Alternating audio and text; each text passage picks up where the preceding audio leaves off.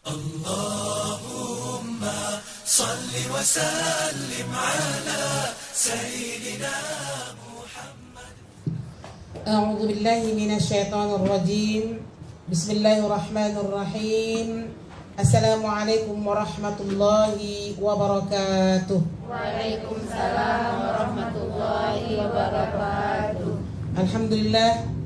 Alhamdulillah Rabbil Alamin. Wabihi nasta'in ala umur dunia wad din. Nashhadu an la ilaha illallah wahdahu la syarika lah. Wa nashhadu anna Muhammadan abduhu wa rasuluhu la nabiyya ba'da amma ba'.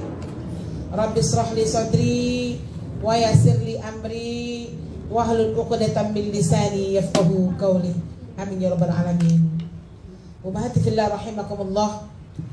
Untuk pertama dan utama sekali, mari sama-sama kita senantiasa bersyukur kepada Allah Subhanahu wa taala atas begitu banyak limpahan rahmat, kasih sayang yang Allah berikan kepada kita, terutama nikmat yang masih terus diberi oleh Allah untuk merealisasikan tujuan hidup kita di dunia. Bu, ada berapa tujuan hidup kita di dunia ini? 3. Yang pertama, beribadah, jadi khalifah, berdakwah. Gampang cara ngafalnya. Pertama beribadah, yang kedua aku ini adalah seorang khalifah, yang ketiga aku ini adalah seorang dahiyah. Jadi insyaallah kedatangan ibu di majelis Saqafah ini dalam rangka untuk merealisasikan insyaallah semua tujuan hidup. Dengan kita belajar fikih, jadi tahu bagaimana ibadah yang baik. Dengan kita belajar fikih, jadi tahu bagaimana kita akan menjadi khalifah yang baik. Dengan belajar fikih, kita jadi seorang daiyah yang baik. Selanjutnya mari sama-sama kita kirimkan salat beserta salam kepada kedua kita, yakni Nabi Muhammad sallallahu alaihi wasallam. Allahumma shalli ala sayidina Muhammad wa ala ali sayidina Muhammad allazi yukhrijun nas minaz zulumati ilan nur wa ila siratil mustaqim. Assalamualaikum ya Rasulullah. Assalamualaikum ya Habibullah. Baik, ibu dan cinta Allah, alhamdulillah ya, luar biasa. Meskipun kita ngajinya di pagi hari, ibu tetap semangat ya untuk melangkahkan kaki ke majelis ini. Semoga majelis ini menjadi saksi nanti ketika di yaumil akhir bahwasanya kita akan bisa menjawab pertanyaan malaikat kepada kita, kemana kalian ketika di dunia. Dan jangan sampai ketika kita sudah meninggal dunia kita masih menzolimi diri kita sendiri, tidak punya ilmu, dan kemudian tidak sempat bertaubat kepada Allah Subhanahu wa taala. Oleh sebab itu akhwat, ikhlasun niat, ikhlaskan niat kita untuk datang ke majelis ini. Baik, kita akan lanjutkan materi kita, fikih kita. Kemarin sampai sholat anak-anak ya? Baik, Umahat, ini akan banyak yang saya skip karena nanti saya takut ketika menyampaikan waktu-waktu sholat ini kan tak usah disampaikan lagi ya. Karena ada di sini waktu afdol, waktu mubahnya, waktu jawas. Saya takut ketika menyampaikan ini nanti ibu salah tanggapan. Jadi yang penting bagaimana kita jumlah sholat fardu kita sudah mengerti, kemudian waktu-waktu sholatnya kita sudah mengerti. Karena ini menggambarkan matahari terbit, kemudian matahari berada di mana. Itu nggak makom kita bukan belajar ilmu falak. Jadi saya skip ya. Nah, nanti kalau saya bilang sholat zuhur kalau dia panas boleh diakhirkan, nah itu ada juga nih. Ada fikih meskipun itu disebutkan gitu ya. Nanti digampangkan. Jadi ini saya skip. Waktu-waktu sholat nggak usah.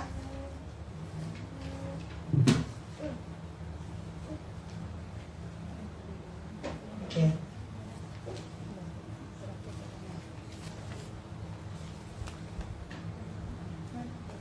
Kan di sini sunnah mengakhirkan sholat isya, sunnah menyegerakannya. Ya, nanti saya takut ibu salah tanggap, saya nggak mau bahas ini. Azan skip ya, azan. Azan skip, karena nggak kita yang tukang azan kan. Tasyidnya nggak usah, antara muazin ini nggak usah.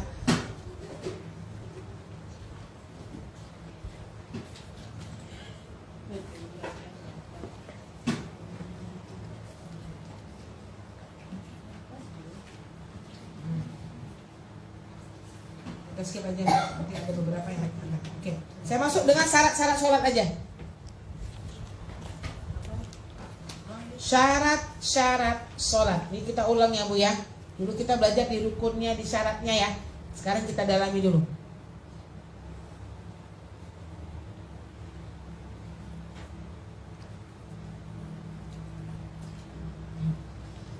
Jadi akhwat, ya, syarat-syarat sholat, syurutus sholat. Jadi syarat-syarat sholat ini wajib dipenuhi oleh seseorang yang hendak melaksanakan sholat.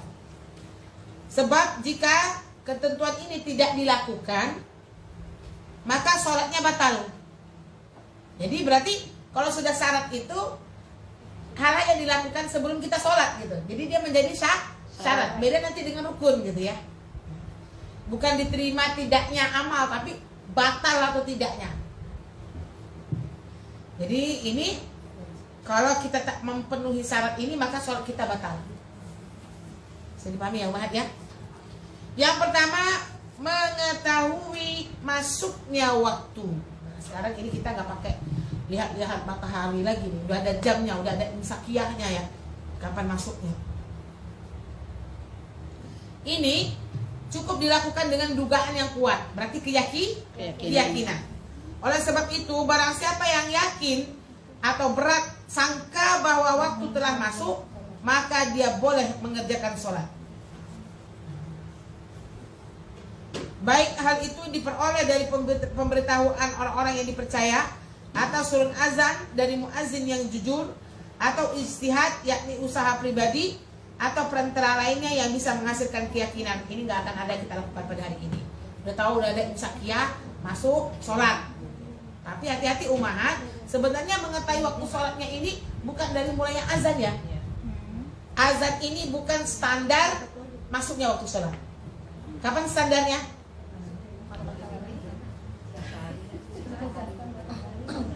Itulah yang ada di, kalau kita waktu masuk sholat di masjid misalnya 12.20 misalnya. Sebelum masuk, makanya azan tidak akan pernah bersamaan. Kalau kita standarisasinya itu azan, ya, pasti serentak kan. Jadi azan itu hanya waktu untuk memanggil sholat. Biasanya tuh jaraknya 5 menit lah. Dari waktu masuk sholat, azan. Ada yang langsung masjidnya kan. Ada yang ini udah siap, ini baru mulai. Nah, banyak kayak gitu. Jadi mengetahui masuknya waktu sholat. Tapi kalau kita melakukannya itu dikira-kira gitu ya. Ini kalau dalam perjalanan nih payahnya gitu kan. Misalnya kan dalam bukan kampung kita dan sebagainya. Nah, itu saya sering kalau lagi pengajian itu handphone ibu ini beda-beda nih bunyinya. Kayak kemarin 12.06, 12.04 udah bunyi. Yang mana satu nih? Nah, gitu ya. Yang mana satu nih? Lihat yang paling yakin. Tapi kalau sebelum waktu masuk ibu udah sholat, ternyata salah. Sholat ibu sah apa enggak? Batal. Udah namanya syurut. Ulang lagi. Udah jam 12 dah azan, padahal azannya 12.04 gitu. Dia 12 itu udah, misalnya tuh masuk waktu itu jam 12.04, dia jam 12 sudah sholat tuh. Syurutnya batal. Bisa dipahami ya bahasa saya Bu ya? Insyaallah. Yang kedua, syarat untuk melaksanakan sholat adalah suci dari hadas kecil dan hadas besar. Apa hadas kecil Bu? Kentut.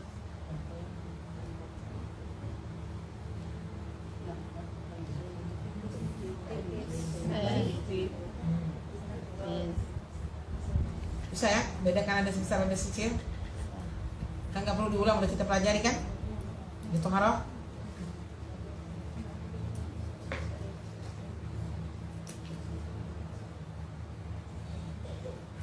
Jadi suci dari hadas kecil dan hadas besar. Hadas kecil udah ya seperti apa hadas kecil? Hadas besar? Junub. Besar junub. Junub. Iya, hadas besar tuh Bu Ansar.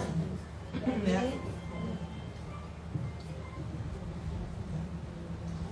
Kita bacakan ini dalam surah Al-Maidah ayat 6 sudah kita pelajari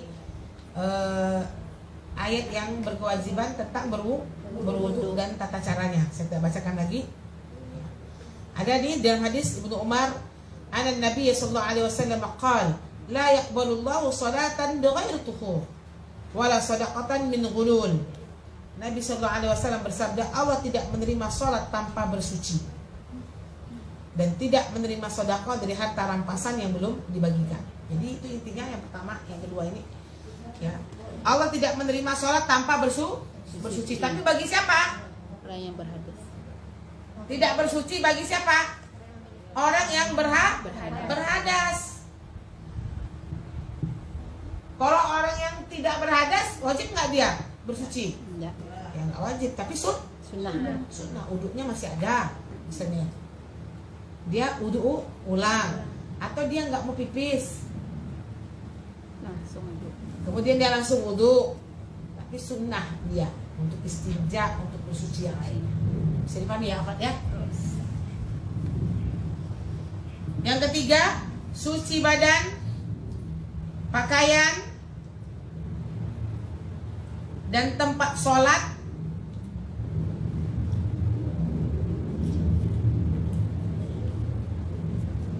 yang terlihat oleh kasat mata bila itu mungkin. Tidak usah lagi bila itu mungkin. Itu saja lah ini. Suci badan, pakaian, dan tempat sholat dari najis. Ini gak saya terangkan ya, tapi kita ingatkan, ketika kita beribadah itu pastikan dalam keadaan menghormati Allah, saya bilang. Dalam keadaan bersih, dalam keadaan rapi, wangi, apalagi Bu Neng.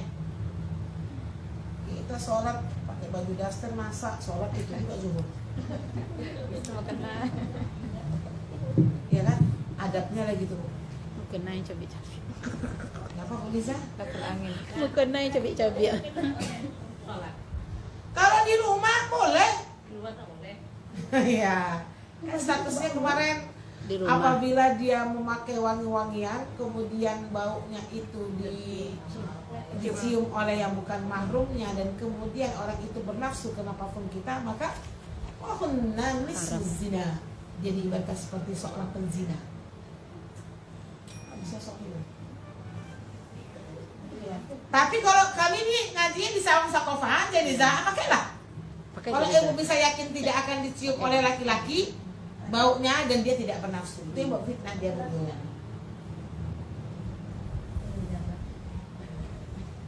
Kenapa Bu? Ketemu di jalan.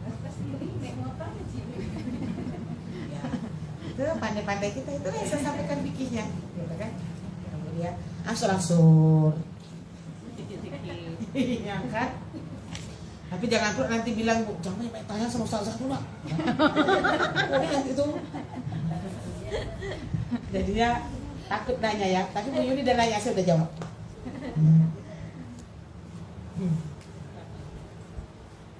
Ya.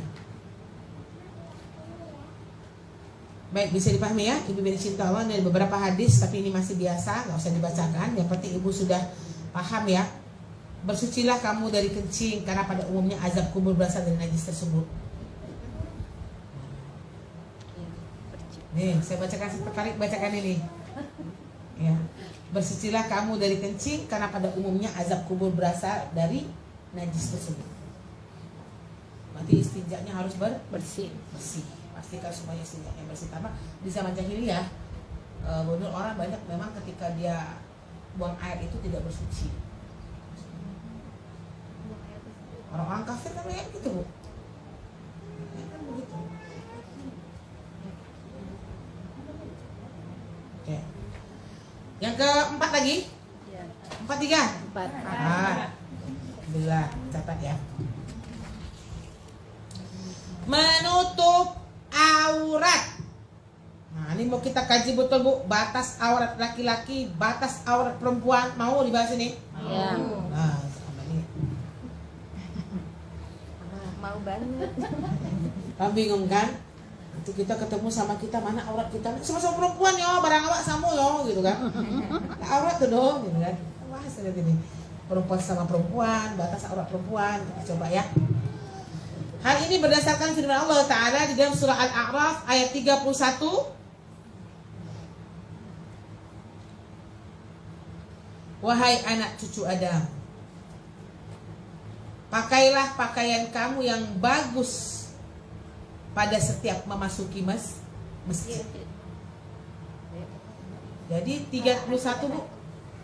Pakaian yang bagus ini nih apa? Hiasan di sini adalah alat untuk menutupi aurat.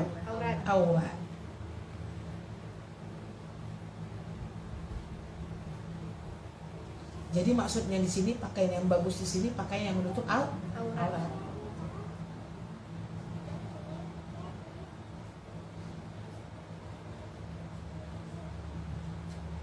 Gitu ya.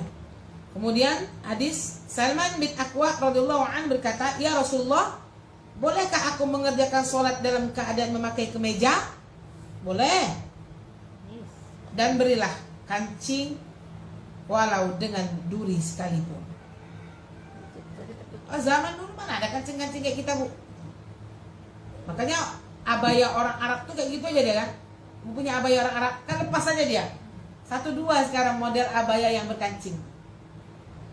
Karena di zaman Rasulullah dulu nggak pakai kancing, jadi abayanya lepas.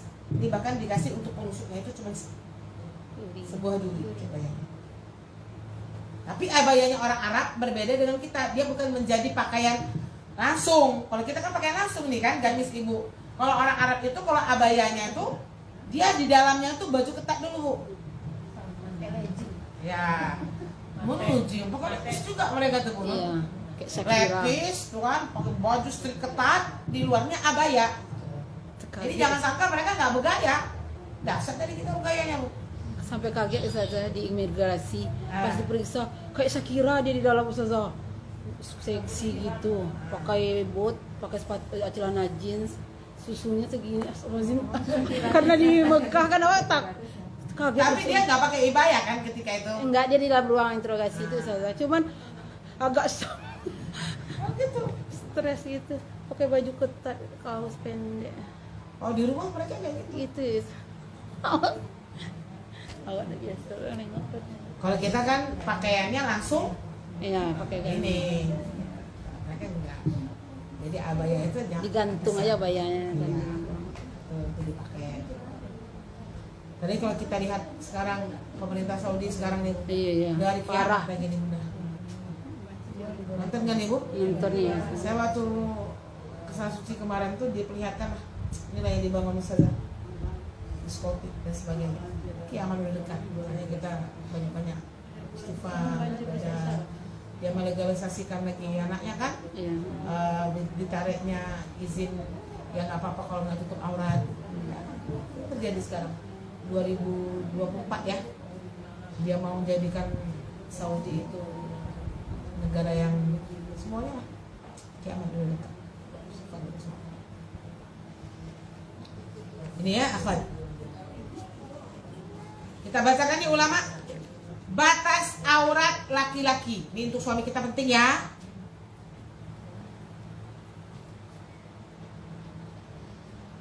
Aurat yang wajib ditutup oleh kaum laki-laki sewaktu sholat adalah kemaluan dan pinggul. Jadi bisa dibayangkan ya Bu? Terbayanglah. Ya, ini dulu saya bacakan dulu, nanti ada khilaf ulama ya Bu. Jadi aurat yang wajib ditutup oleh kaum laki-laki sewaktu dia sholat adalah kemaluan dan pinggul. Itu dulu, kita bacakan lagi. Sementara bagian anggota tubuh lainnya seperti paha. Nah, sekarang selama ini kita tahunya ini sampai lutut kan. Kemudian kita bacakan hilafnya, tapi jangan pula ibu bilang, "Pak, nah papa udah Pak, yang wajib itu papa pinggul sama kemaluan ajanya. Kelihatan Pak nggak apa-apa." Ini yang mau kita luruskan, mari kita bacakan pendapat ulama yang terlebih dahulu. Inilah pentingnya belajar fikih ini ya Bunda ya. Seperti paha, pusar, dan lutut, maka itu terdapat perbedaan pendapat di kalangan ulama. Ada dulu udah gini aja nih, lutut bukan lutut kan? Nah, itu perbedaan pendapat di kalangan ulama. Disebabkan pertentangan hadis-hadis dalam masalah ini. Jadi hadis itu bertentangan. Ya, jadi ada di dalam zaman Rasulullah itu hadis itu bertentangan, ada. Makanya kita harus belajar fikih itu untuk itulah, Bu. Kadang-kadang Rasulullah melakukan ini, kadang-kadang Rasulullah melakukan ini. Jadi berbeda pendapat atau bertolak belakang. Ini yang mau kita kaji. Ambil hadis yang mana? Gitu. Jadi pertentangan, ya. Ada yang mengatakan bahwa itu tidak termasuk aurat. Dan ada pula yang mengatakan ini adalah aurat. Alasan ulama yang mengatakan bahwa paha, pusar, dan lutut tidak termasuk aurat adalah dalil dari Aisyah. Kita bacakan dulu ya, Bu. Nanti biar Ibu tahu, biar Ibu menjadi lapang.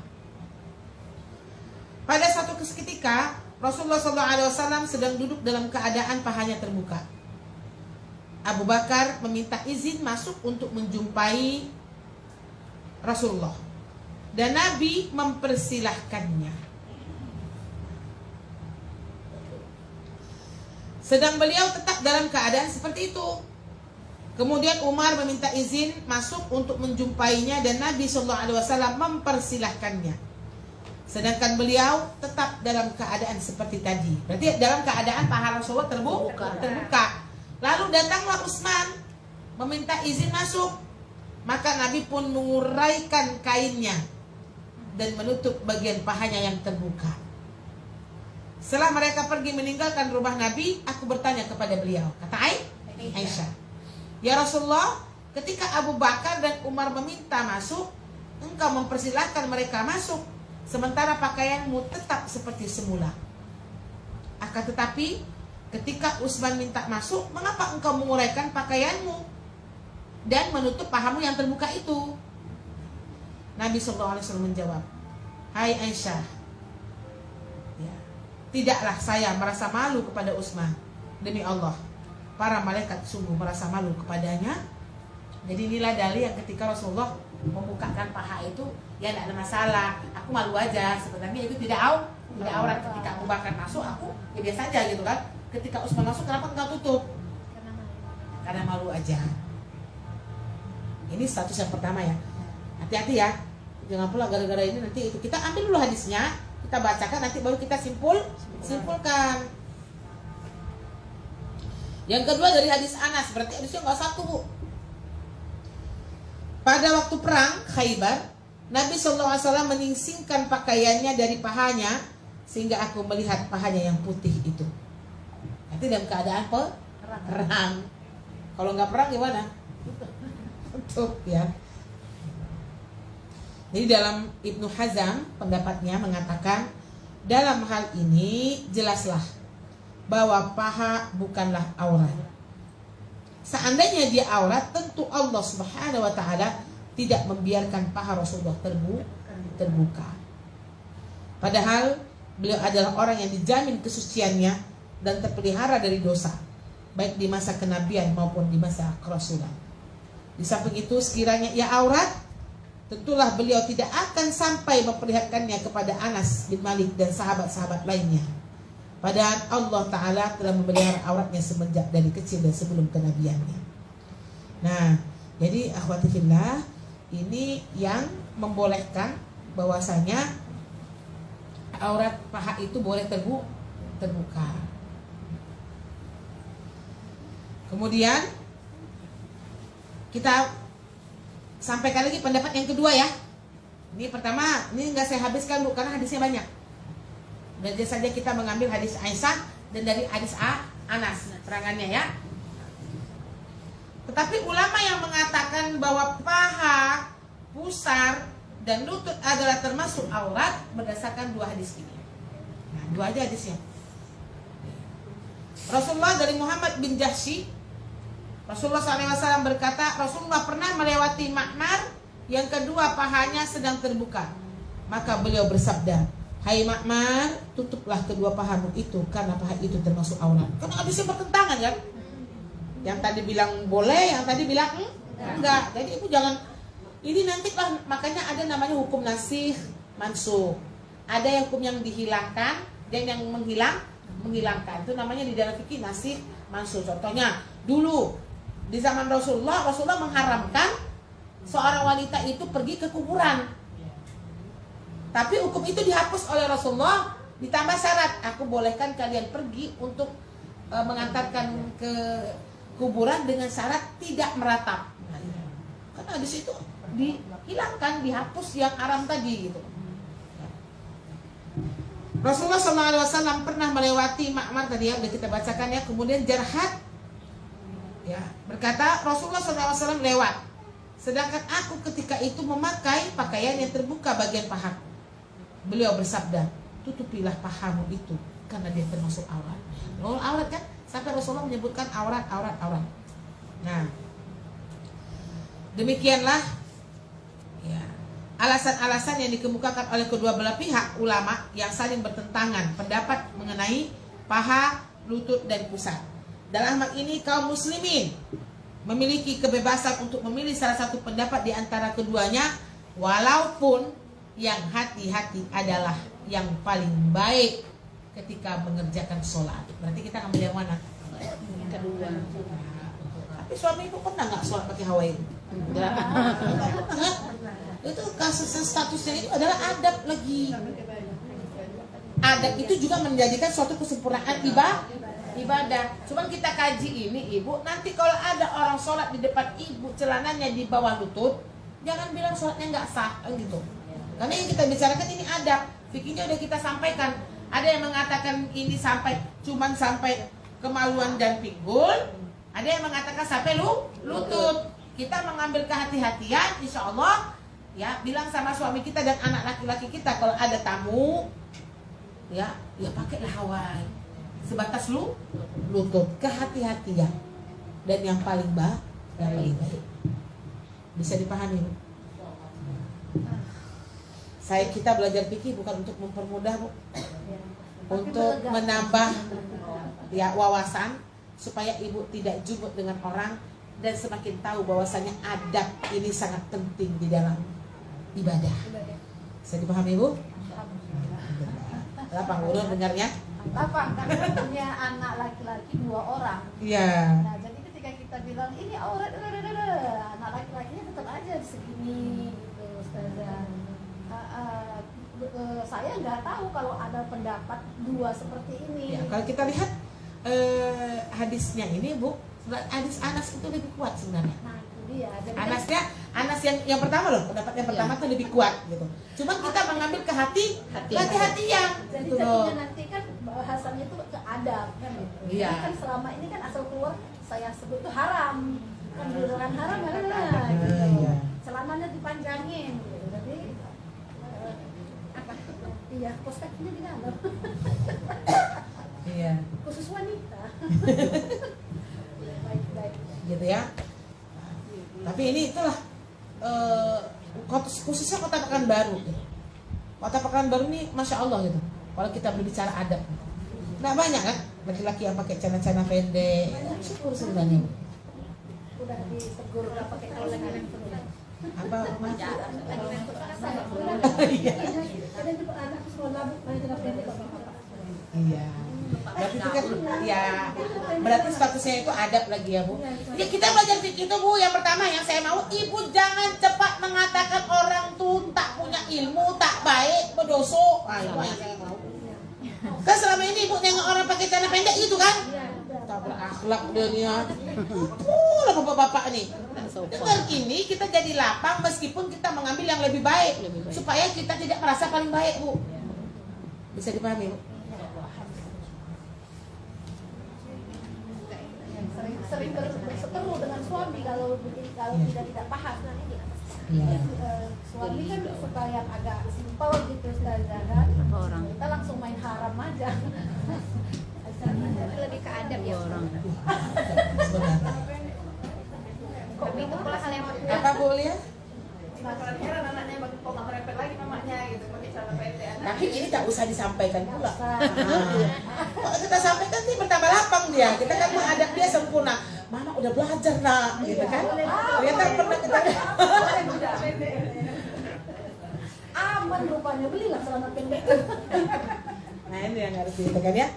Oke Bun, lanjut ya. Jadi yang paling baik yang kita sampaikan ini kan untuk hidup pakai celana pendek atau dalam sholat ini kan untuk kesendirian. Kalau untuk berjamaah kan nggak mungkin bapak-bapak ini pakai Hawaii di masjid kan gitu. Pahami bahasa saya ya Bu ya. Untuk di rumah sendiri.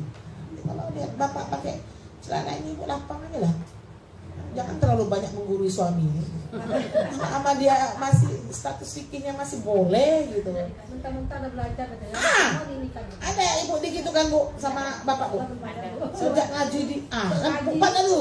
Sejak ngaji di Sakofah ini lain lah gitu kan. Banyak larangan. Gitu ya Bun ya. Insyaallah. Yang kedua, batas aurat wanita. Nah, ini betul yang mau kita kaji Bu.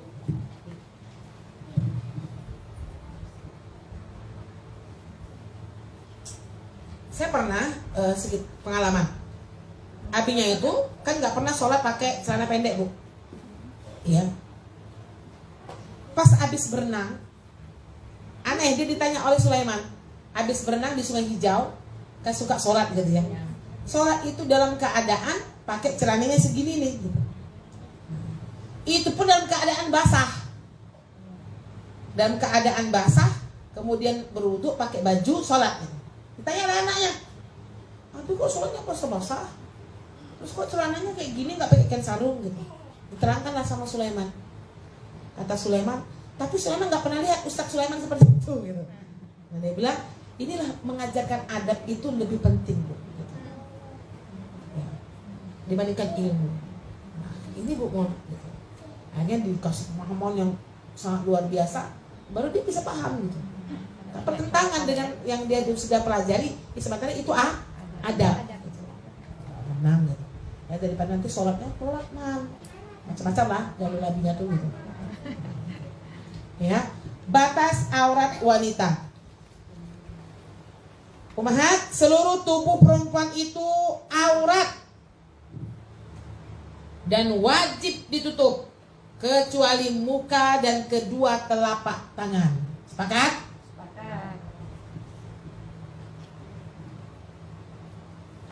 Dalam surah An-Nur ayat 31, janganlah mereka menampakkan perhiasan mereka kecuali yang biasa tampak dari mereka. Maksud perhiasan di sini adalah janganlah mereka memperlihatkan tempat-tempat perhiasan, melainkan bagian muka dan kedua telapak tangan. Sebagaimana diterangkan dalam sebuah hadis dari Ibnu Abbas, Ibnu Umar dan Aisyah. Yang pertama dari hadis Aisyah, Allah tidak menerima sholat perempuan yang telah mencapai usia balik kecuali dengan memakai telekung. Telekung ini bikhimar, khimar telekung ini yang menutup seluruh tubuh kecuali telapak tangan dan wajah. Kalau orang Arab telekung itu namanya Bu. Kalau kita telekung itu yang mukena. Kalau orang Arab mana ada yang pakai mukena? Yang pakai mukena ini orang-orang Asia aja Bun.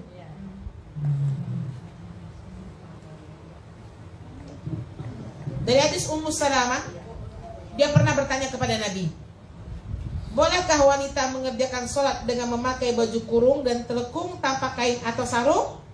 Boleh, dengan syarat bajunya lebar dan panjang menutupi punggung kedua tumitnya.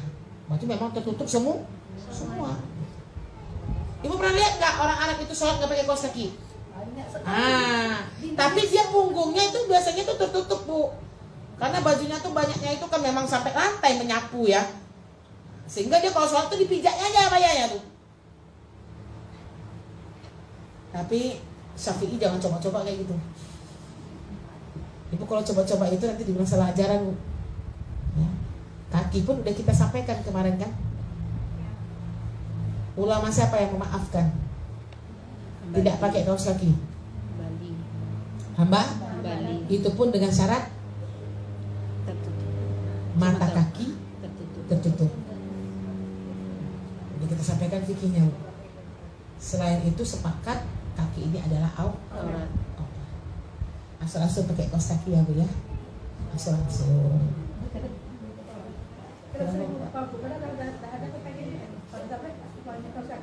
Apa-apa Bu ya. Namanya kita belajar. Kan angsur-angsur.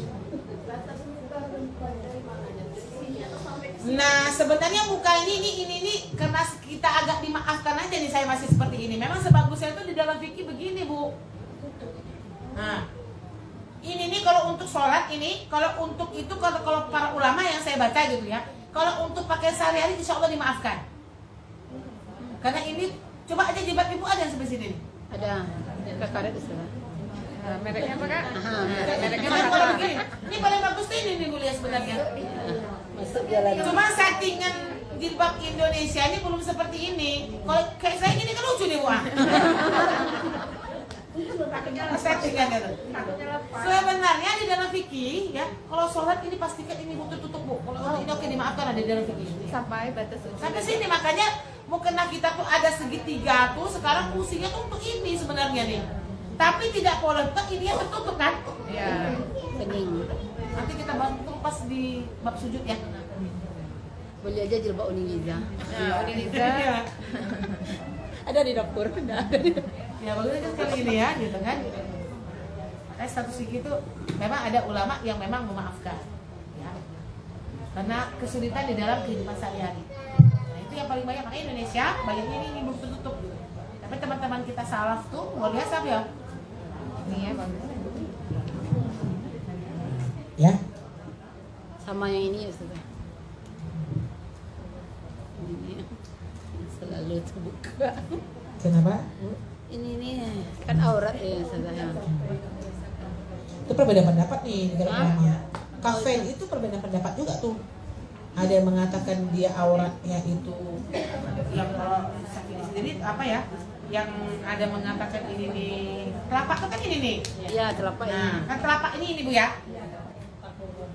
Kira-kira mana yang sering kelihatan? Telapak atau punggung? Ini Punggung kan?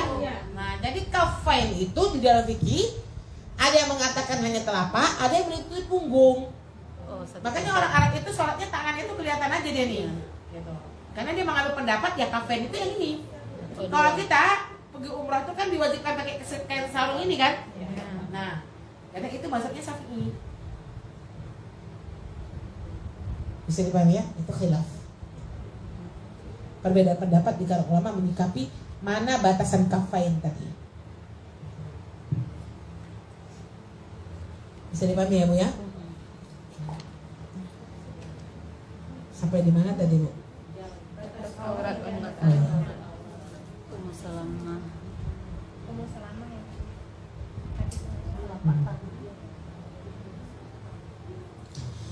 Dari Aisyah bahwa dia pernah ditanya oleh seorang sahabiat, berapa macamkah pakaian yang harus dipakai wanita yang hendak sholat? Jawabnya, kata Aisyah, tanyakanlah kepada Ali bin Abi Thalib. Kemudian datanglah kepadaku dan beritahukan jawabannya kepadaku. Orang itu pun datang mendatangi Ali. Ali ini siapanya Aisyah sih? Hati-hati saya menjebak nih. Menantu. Istrinya kan Fatimah. Orang itu pun datang mendatangi Ali dan menanyakan hal itu kepada Ali. Dan Ali berkata, kok Mas ribut? Memikirkan Ali tadi siapa? Memikirkan Saya ngetes aja nih, terjebak nggak ibu antara Aisyah dan Fatimah nih? Ali suaminya Fatimah. Istrinya Fatimah, Aisyah ini berarti menantu. tua.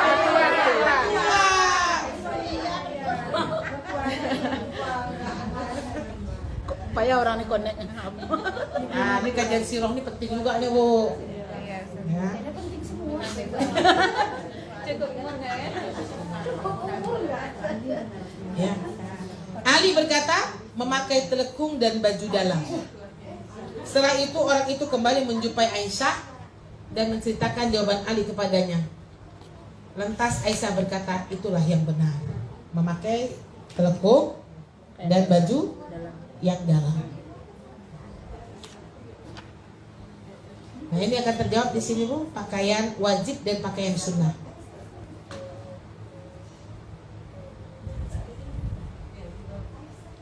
pakaian wajib dan pakaian sunnah. Apa maksudnya Ustazah? Wajib memakai pakaian yang menutupi aurat, walaupun sempit dan hanya menutupi aurat. Tar dulu, jangan di anu dulu ya. Jangan di enak kali ini sempit enggak gitu kan. Jangan dikomentari. Jika ia tipis dan terbayang warna kulitnya, bahkan dapat diketahui warna putih atau warna merah kulitnya, maka pakaian seperti ini tidak boleh dipakai ketika hendak mengerjakan sholat. Berarti apa? Tidak boleh sempit, tidak boleh tipis. Sempit itu dia postur tubuh itu kelihatan Lekuk-lekuk. ketat. Sempit itu. Bu, sekarang pakaian-pakaian kita ini ada juga nih yang saat itu seperti itu. Sempit. Banyak. Bahan jersey. Ya, melengket ya. Hati-hati itu. Panjangin kerudungnya.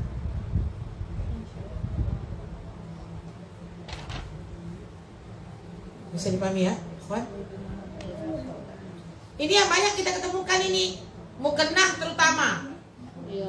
Ini mukena sekarang ini cantik-cantik yang ibu beli 750.000 itu ternyata berbayang. Harus pakai jilbab ulang. Kalau ini sudah berbayang, ini aurat. Takutnya sholat ibu nanti nggak sah. Saking cantiknya kan begini kan dia. Nah, berbayang dia. Walaupun di rumah, dia tidak ada ceritanya Bu Nopi, di rumah, di masjid. Kalau dia tidak bisa menutup aurat dengan sempurna, maka sholatnya tak sah. Kalau yang buat licin-licin, Iya, membentuk-bentuk tuh, lengket ke badan. yang kayak semi sutra. Ya, sutra ya. Yang sutra itu malah kayak gitu kan? Susu tuh saja, dia lengket ke apa badan, ke baju. Ceplak dia. Iya, jadinya. ceplak. Janganlah begitu. Biasa kalau kita jilbabnya seperti ini, walaupun barangnya ceplak, itu kan dia nggak jadi ceplak nih. Kalau kita hati-hati. Satin halus tuh kan itu. Oke. Satin halusnya melengket ke kain. Lanjut ya. Kita bacakan lagi Bu. Salat diperbolehkan dengan hanya memakai sehelai pakaian. Sebagaimana yang telah disebutkan dalam hadis Salamah bin Aqwa dari Abu Hurairah radhiyallahu an, Rasulullah SAW bersabda, pernah ditanya tentang salat yang hanya memakai sehelai pakaian. Beliau menjawab, apakah masing-masing kamu mempunyai dua jenis pakaian? Jadi Rasulullah membolehkan sehelai pakaian. Nanti saya terangkan Bu, apa maksudnya sehelai pakaian ini. Oke. Tetapi disunahkan mengerjakan sholat dengan memakai 2 lapis pakaian atau lebih. Di samping itu, hendaklah seseorang menghiasi dirinya sedapat mungkin. Kita bacakan dulu hadisnya. Dari Ibnu Umar, bahwa Rasulullah SAW bersabda, jika salah seorang di antara kamu hendak mengerjakan sholat, hendaklah ia mengenakan 2 lapis pakaian, karena berhias diri lebih layak dilakukan ketika berhadapan dengan Allah. Jika ia tidak mempunyai 2 lembar pakaian, hendaklah ia memakai sarung bila hendak mengerjakan sholat.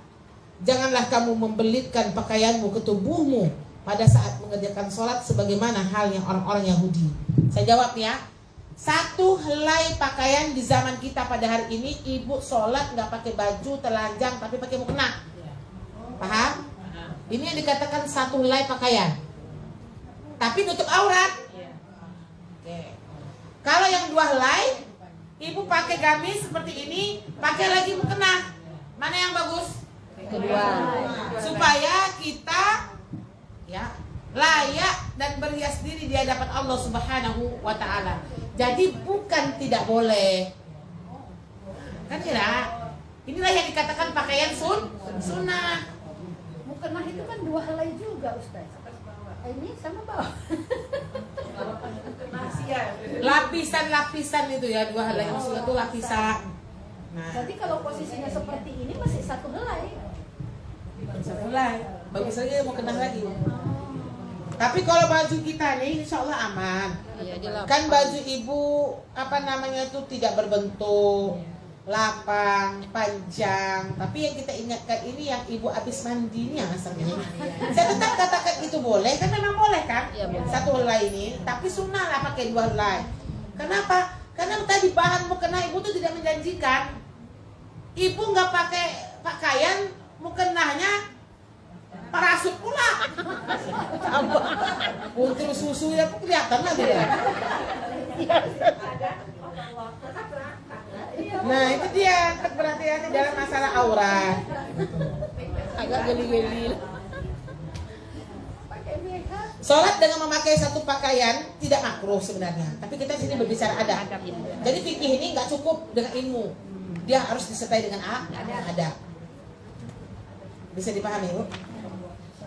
Berarti yang wajib Yang wajib apa tadi? Menutupi aurat, tidak sempit, tidak berbayang. Iya. Yang sunnah dua. Yang sunnahnya memakai 2 Lapis. 2 helai dan 2 lapis lah. 2 helai ya, 2 helai. Alhamdulillah.